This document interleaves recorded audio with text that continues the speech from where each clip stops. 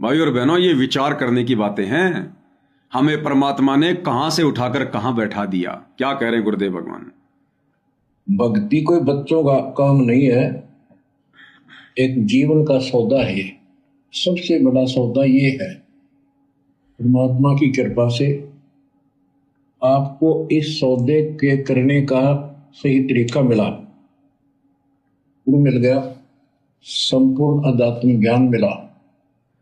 कभी विचार करते हो आप बैठ के कि बात बातों में ये क्या हो गया? प्रारंभ में इतनी रुचि नहीं होती जितनी अब आपकी बनती जा रही है, क्योंकि बच्चे प्रथम कक्षा में जब पढ़ते हैं तब उनका भाव कुछ और ही होता है। धीरे धीरे वो उच्च क्लासेस में पहुंच जाते हैं तो उनकी लगन विशेष हो जाती है। अब आपकी लगन विशेष होती जा रही है, आपका दिमाग, आपकी बुद्धि विकसित हो गई है। इसलिए आप कोशिश करते हो कि ज्यादा से ज्यादा समय भगवान की सेवा में, सुमरण में और सत्संग सुनने में। क्या कह रहे हैं गुरुदेव भगवान की बच्चों? क्या आपने कभी सोचा कि बातों बातों में क्या हो गया और अब आपकी रुचि भगवान की सेवा में, सत्संग सुनने में, भक्ति करने में विशेष तौर पर बनती जा रही है? और कह रहे हैं कि आपने सोचा ये बातों बातों में क्या हो गया? बातों बातों में गुरुदेव भगवान ने हमें सतलोक आश्रमों से बाहर निकालकर साध संगति में जोड़ दिया। बातों बातों में गुरुदेव भगवान ने साध संगति के माध्यम से वीडियो बनवा बनवा कर आप और हमें आध्यात्मिक ज्ञान से किस कदर परिचित करवा दिया। आज ब्रह्मा विष्णु महेश भी आप और हमारे सामने आध्यात्मिक ज्ञान चर्चा में टिक नहीं सकते, मुंह की खाकर जानी पड़ेगी। बातों बातों में गुरुदेव भगवान ने साध संगति के माध्यम से अपने आप को परमात्मा साबित करवा दिया। बातों बातों में हम गुरुदेव भगवान को परमेश्वर मानकर गीता अध्याय 3 श्लोक 13 के अनुसार उन्हें भोग लगा रहे हैं। भोग लगे अन्न को ग्रहण कर रहे हैं, पाप नाश कर रहे हैं। बातों बातों में हमने जिस संध्या आरती को हम रोज पढ़ा करते थे, जो पहली चौपाई है, पहली आरती हरि दरबारे, तेज पुंज जहां प्राण उधारे, पाती पंच पोहप कर पूजा, देव निरंजन और न दूजा, कभी समझ नहीं पा रहे थे हम। बातों बातों में गुरुदेव ने साध संगति के माध्यम से अपनी 5 दीपक वाली थाल के साथ आरती उतरवानी शुरू करवा दी। बातों बातों में गुरुदेव भगवान ने हमें कितना दृढ़ बना दिया, हमें किस कदर मर्यादित भगत की श्रेणी में लाके खड़ा कर दिया। क्या विचार किया मैंने कभी ये बातों बातों में क्या हो गया? 8.5 अरब की जनसंख्या में से गुरुदेव ने मुट्ठी भर आत्माओं को छांटा, चुना भक्ति के लिए, और उन मुट्ठी भर आत्माओं से भी गुरुदेव भगवान ने रति भर आत्माओं को चुनकर अपने यथार्थ मिशन साध संगति से जोड़ दिया। क्या हमने कभी विचार किया कितनी बड़ी रजा, कितनी बड़ी मेहर? जय सतगुरु मिलते नहीं तो जाते नरक द्वार, नरक द्वार में दूत सब करते खेचा ताण, उनसे कभू न छूटता फिर फिरता चारों खान। जो भगत भाई बहन साध संगति से नहीं जुड़ेंगे, साध संगति से जुड़कर अपने गुरु को परमात्मा मानकर यदि भक्ति नहीं करेंगे, भैया एज इट इज मोक्ष से वंचित रहकर आने वाले समय में अन्य योनियों में सर्व कष्ट भोगने पड़ेंगे, सर्व कष्ट। ये ना सोचना कि गुरुदेव भगवान ने कह दिया कि जिसको सतनाम मिल जाता है वो फिर लक 84 में नहीं जाता। ये ब्रह्मा विष्णु महेश की पदवी कौन आत्मा प्राप्त करती है? जो इस कलयुग की पिछली पीढ़ी में सतनाम तो छोड़ो, जो सार नाम प्राप्त करती है, सतनाम नहीं, जो सार नाम तक प्राप्त कर लेती है और किसी कारण से वो रह जाती है, पार नहीं हो पाती है, वो आत्मा फिर ब्रह्मा विष्णु महेश की पदवी प्राप्त करती है, क्योंकि उसके पास भक्ति धन जबरदस्त होता है। और गुरुदेव क्या कहते हैं, फिर ये ब्रह्मा विष्णु महेश भी फिर लक 84 योनि में जाते हैं, लक 84 में अपना कर्म भोगने के लिए।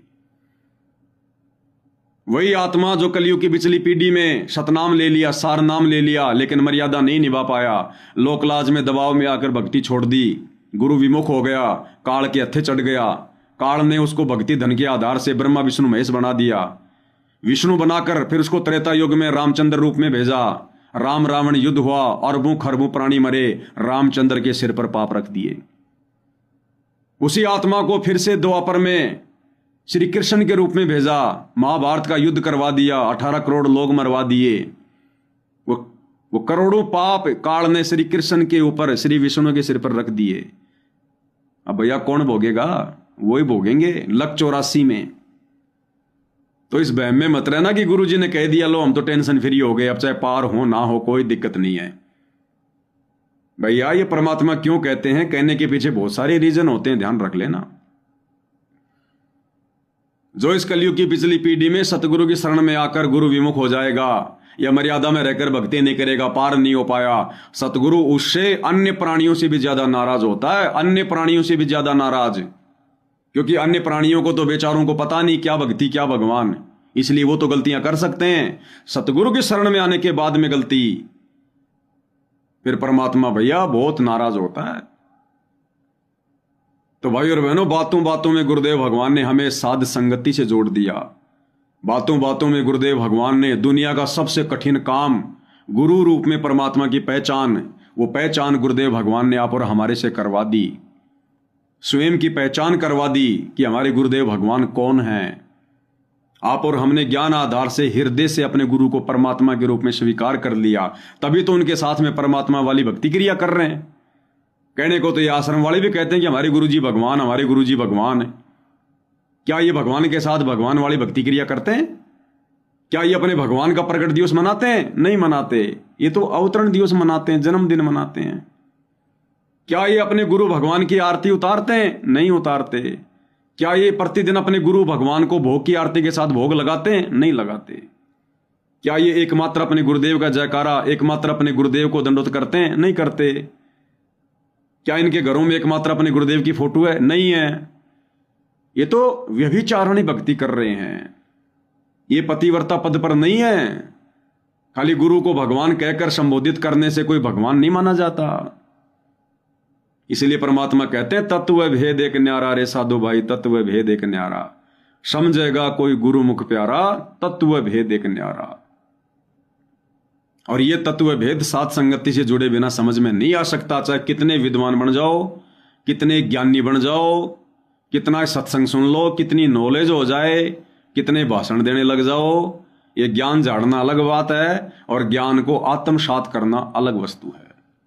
तो आप और हम सत्सेवक भाई बहन इस ज्ञान को आत्मसात कर रहे हैं, गुरुदेव के वचनों को अपने भक्ति रूपी जीवन में लागू कर रहे हैं, अमल में ला रहे हैं, धारण कर रहे हैं, गुरुदेव भगवान के जैसा बनने का प्रयास कर रहे हैं भक्ति मार्ग पर। मोक्ष प्राप्ति हमारा टारगेट बन गया है, लक्ष्य बन गया है। इसलिए भाई और बहनों, गुरुदेव भगवान कहते हैं कि बच्चों बातों बातों में क्या हो गया, कभी आपने सोचा है? तुम लोग सतलोक के निकट पहुंच चुके हो, मोक्ष के निकट, बातों बातों में। और ऐसे ही एक दिन बातों ही बातों में परमेश्वर हमें सतलोक में बैठा देंगे, पता भी नहीं चलेगा। तो कितनी बड़ी रजा है गुरुदेव भगवान की।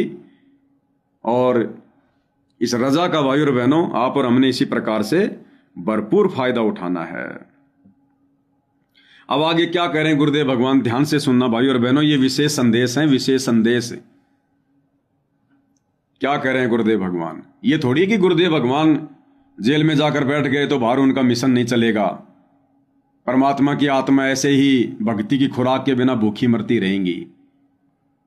जिनको भक्ति की खुराक नहीं मिल रही या मिल गई और जिनको भक्ति की खुराक ढंग से लेनी नहीं आ रही, जिनको विधि का नहीं पता, वो देखो कैसे डले ढो रहे हैं, बेगार में लगे हुए हैं, राजनीतियों में धक्के खा रहे हैं, आश्रमों में धक्के खा रहे हैं।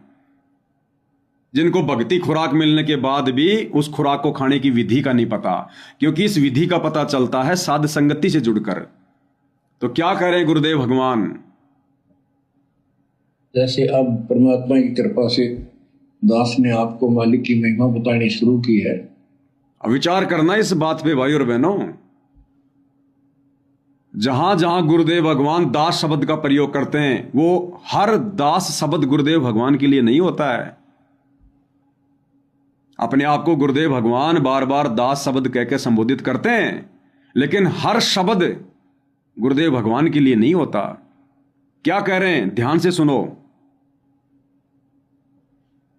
जैसे अब परमात्मा की कृपा से दास ने आपको मालिक की महिमा बतानी शुरू की है। क्या कह रहे हैं गुरुदेव? जैसे अब परमात्मा की दया से दास ने आपको भगवान की महिमा बतानी शुरू की है। तो ये गुरुदेव अपने लिए नहीं कह रहे कि ये दास रामपाल ने अब तुमको परमात्मा की महिमा बतानी शुरू की है, अपने लिए नहीं कह रहे।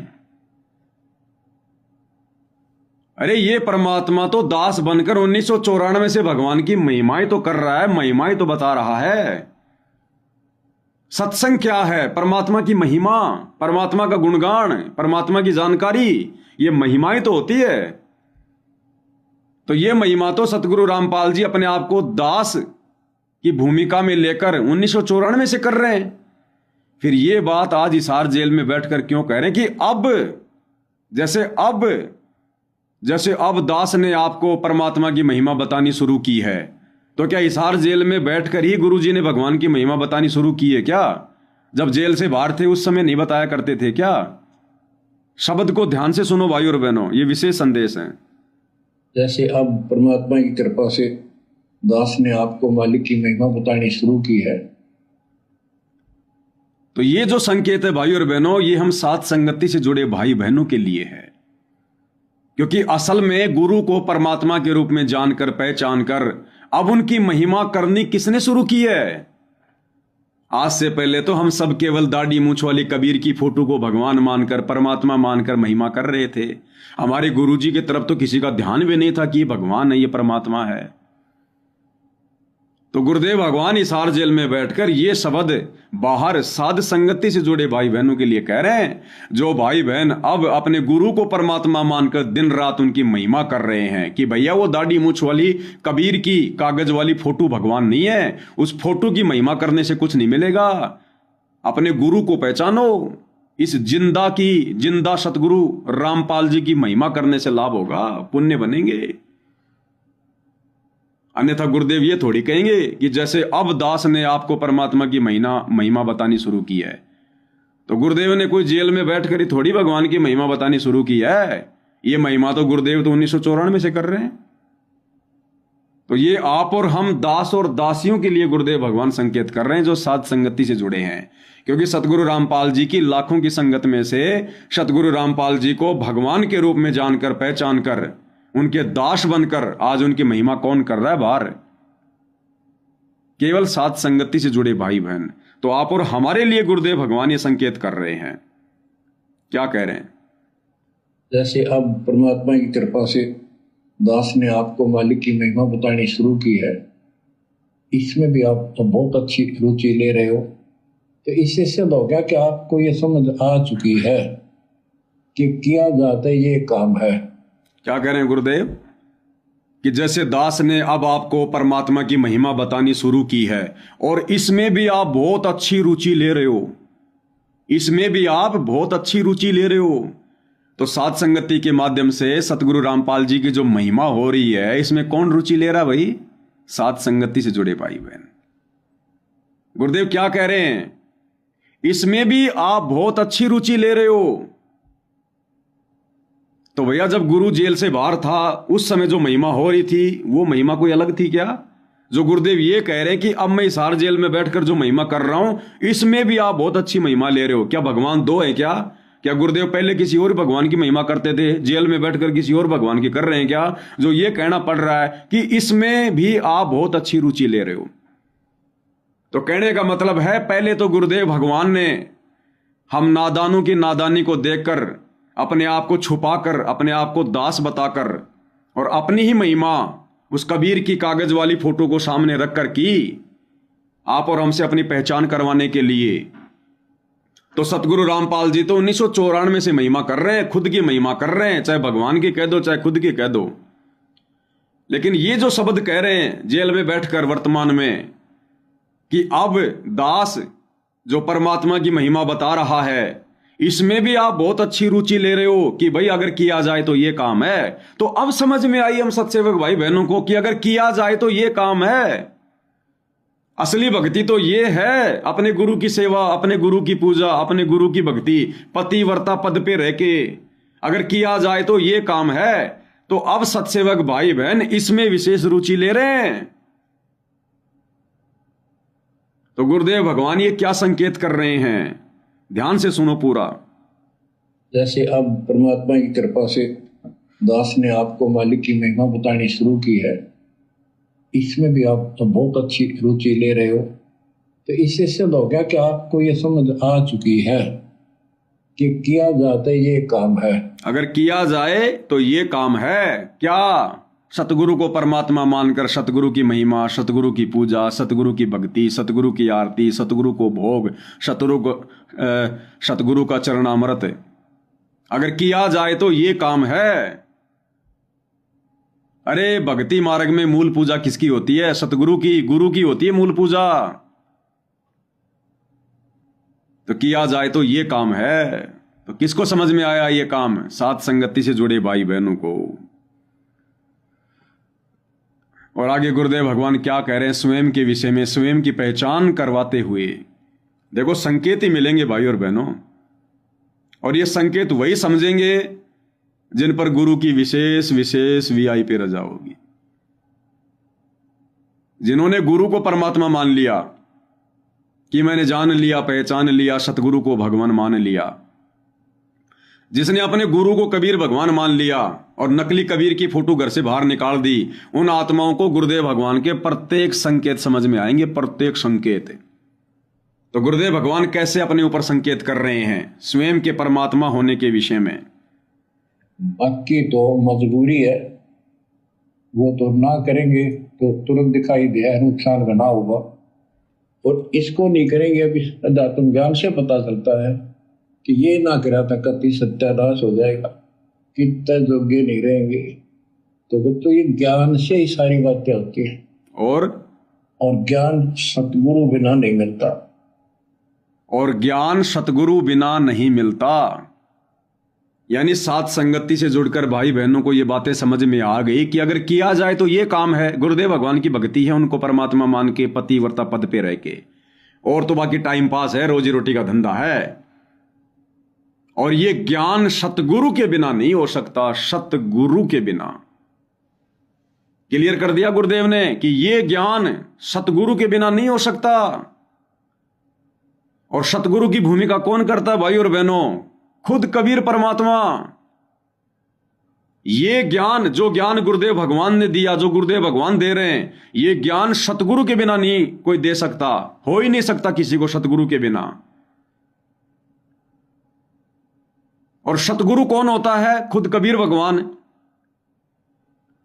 तो फिर वर्तमान में सतगुरु कौन है जिन्होंने ये ज्ञान दिया, जो ज्ञान दे रहे हैं? सतगुरु रामपाल जी। तो सतगुरु कौन हुआ? खुद कबीर परमात्मा। हमारे गुरुदेव कौन हुए जो सतगुरु की भूमिका में है? खुद कबीर परमात्मा। सतगुरु पूर्ण ब्रह्म है, सतगुरु आप अलेख, सतगुरु रमता राम है या में मीन न मेख। कल इस वाणी का परमात्मा ने विस्तार से खुलासा करवा दिया था। सतगुरु पूर्ण ब्रह्म है, सतगुरु के अलावा और कोई ब्रह्म नहीं है, कोई कबीर नहीं है, कोई परमात्मा नहीं है। सतगुरु आप अलेख। दुनिया ने जिसको निराकार कह के छोड़ दिया, शास्त्र विरुद्ध साधना करने के चलते, कहते हो निराकार परमात्मा जिसको तुमने निराकार निराकार कह के छोड़ दिया, जो सतलोक में साकार रूप में बैठा है। अलेख जिसको तुम शास्त्र विरुद्ध साधना करके देख नहीं सकते, कहते वो सतगुरु ही है। सतगुरु पूर्ण ब्रह्म है, सतगुरु आप अलेख। और सतगुरु रमता राम है या में मीन न मेख। सतगुरु ही धरती पर विचरण करता हुआ अपनी आत्माओं को ज्ञान देता है संत रूप में। तो ये भूमिका वर्तमान में कौन कर रहे हैं? सतगुरु रामपाल जी कर रहे हैं। भक्ति की शुरुआत में हरियाणा के गांव गांव में, कभी राजस्थान के सोजत में, कभी पाली में, कभी उदयपुर में, कभी जोधपुर में, कभी जयपुर में। सन 2004 में परमात्मा जयपुर में आए थे। एक राजा पार्क नाम की जगह है, वहां पर एक दशहरा मैदान है, वहां पर परमात्मा ने जी सन 2004 में जयपुर में जो है अपने चरण कमल रखे थे। सत्संग किया था परमात्मा ने 2004 में। दास उस समय जयपुर ही था, क्योंकि दास 2003 में जयपुर आ गया था गांव से। यहां पर दास ने कॉलेज में एडमिशन ले लिया था 2003 में, और 2004 में गुरुदेव भगवान जयपुर में आए थे सत्संग करने। लेकिन हमारे फूटे भाग, निर्भाग हम, उस समय क्या आप जाने बताओ मालिक। ये तो परमात्मा चाहे तो भेंट करवाएगा, बाकी चाहे इनके पास में बस में एक ही सीट पे बैठे रहो नहीं पहचान पाएगा जीव। देख लो ना, सतगुरु जिस परिवार में आने की भूमिका की है, जिस परिवार में सतगुरु एक बाप की भूमिका कर रहा है, एक पति की भूमिका कर रहा है, एक दादा की भूमिका कर रहा है, क्या वो लोग पहचान गए सतगुरु को? आसपास भी नहीं है सतगुरु के, सतगुरु की परिभाषा के भी आसपास नहीं है। अगर इनको सतगुरु की परिभाषा का भी पता होता, सतगुरु के काल प्रेरित बेटा बेटी भाई बंधु रिश्तेदारों को, ना सतगुरु जननी जने जाके माना बाप, पिंड ब्रह्मण से रहित है ना वा तीनों ताप। तो सतगुरु का परिवार तो सतगुरु शब्द की परिभाषा से भी परिचित नहीं है, सतगुरु तो बहुत दूर की बात है। तो सतगुरु रमता राम है, धरती पर विचरण करता हुआ अपने तत्व ज्ञान का प्रचार करता है। या में मीन ना मेख, गुरुदेव कहते हैं इसमें कोई संशय मत समझ लेना, खुद परमात्मा ही सतगुरु की भूमिका करता है।